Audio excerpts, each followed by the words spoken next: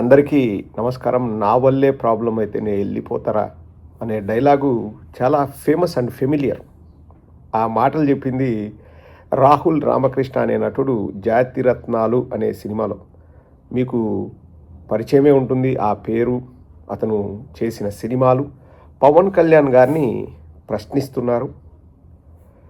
ఏంటంటే పవన్ కళ్యాణ్ గారు, please ask and show for results for the implementation of PESA 1/70 Act, Grama Sabha Act, the afforestation programs. Did you do them?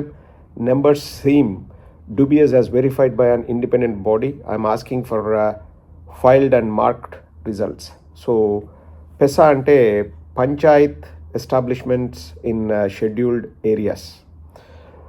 మీరు 1/70 act, గ్రామ సభ act ఇవన్నీ మీరు చేస్తున్నారా, implement చేస్తున్నారా? ఎందుకంటే ఒక ఇండిపెండెంట్ బాడీ సర్వే చేస్తే అసలు ఆ సంఖ్య చూస్తే చాలా నీరసంగా నిస్సత్వ వచ్చేలాగా ఉంది ఆ సంఖ్య. కాబట్టి మీరు ఈ యాక్ట్లను ఇంప్లిమెంట్ చేస్తున్నారా? మీరు పంచాయతీరాజ్ శాఖ మంత్రి కదా, మీరు చేస్తున్నారా లేదా అని అడుగుతూనే ఇక్కడ ఒక పదం అన్నాడండి, దాని గురించి తర్వాత మాట్లాడతాను. Apart from your usual bravado, have you implemented section 4.1b of proactive disclosure of the Right to Information Act in every department of every position you hold, sir? I'm asking you because I am your fan and you need to constantly answer our questions. So, మీ ప్రతి పనిలో, మీరు చేసే ప్రతి పనిలో మీ డిపార్ట్మెంట్లో పారదర్శకత ఉందా? 4.1b of proactive disclosure of the right to information act, ప్రతిదీ రైట్ టు ఇన్ఫర్మేషన్ యాక్ట్ ప్రకారం ప్రజలకి మీరు ఏమేమి చేస్తున్నారో తెలుసుకునే అవకాశం ఉందా? ఒకటి 1/70 యాక్ట్, ఒకటి గ్రామసభ యాక్ట్, ఒకటి 4.1b of proactive disclosure of the right to information act. ఇవన్నీ మీరు ఇంప్లిమెంట్ చేస్తున్నారా? చేస్తే మాకు ఆధారాలు చూపించండి, ఎందుకంటే నేను మీ ఫ్యాన్ని కాబట్టి తెలుసుకోవాలనుకుంటున్నాను అన్నారు. ఇక్కడ బ్రవాడో అనే పదాన్ని వాడారు. బ్రవాడో అంటే మేకపోతు గాంభీర్యం, తెలుగులో అనువదించాలంటే మేకపోతు గాంభీర్యం. లోపల భయమున్నా బయటికి అంత బాగుంది, పుడుస్తా, చించుతా, మెడలు రుద్దుతా, వంగుతా, లేస్తా, కొడతా, కిందేసి కొడతా, మిందేసి కొడతా, లేపి కొడతా, పడుకోబెట్టి కొడతా, పడుకొని లేపి కొడతా, లేపి పడుకొని కొడతా అంటారు కదా, అదంతా మేకపోతు గాంభీర్యం. సో మీరు ఇట్లాంటివన్నీ ప్రదర్శిస్తారు, కానీ ఇవి ఏమైనా మీరు ఇంప్లిమెంట్ చేస్తున్నారా అని అడిగారు.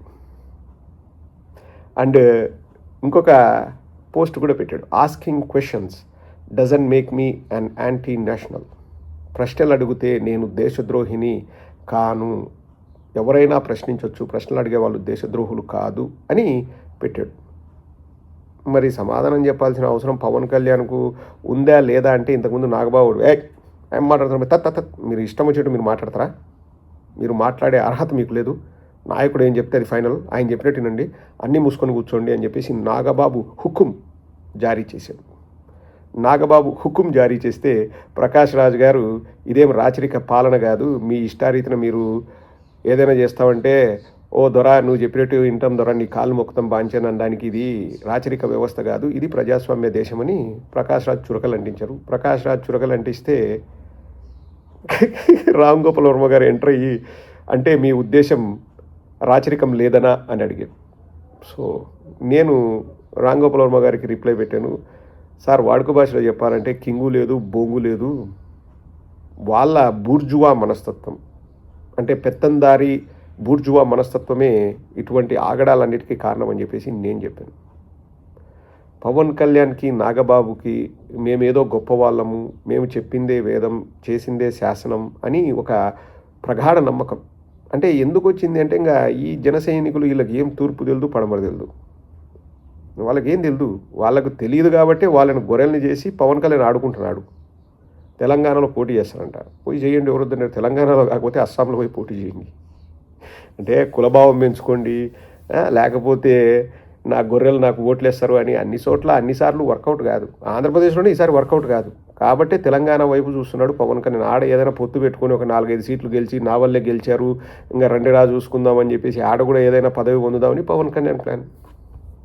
ప్రశ్నించిన వాటికి సమాధానం చెప్పిన దాఖలాలు ఉండవు, ఎందుకంటే సమాధానాలు ఉండవు, ఆడ పనులు చేస్తే కదా సమాధానాలు ఉండడానికి.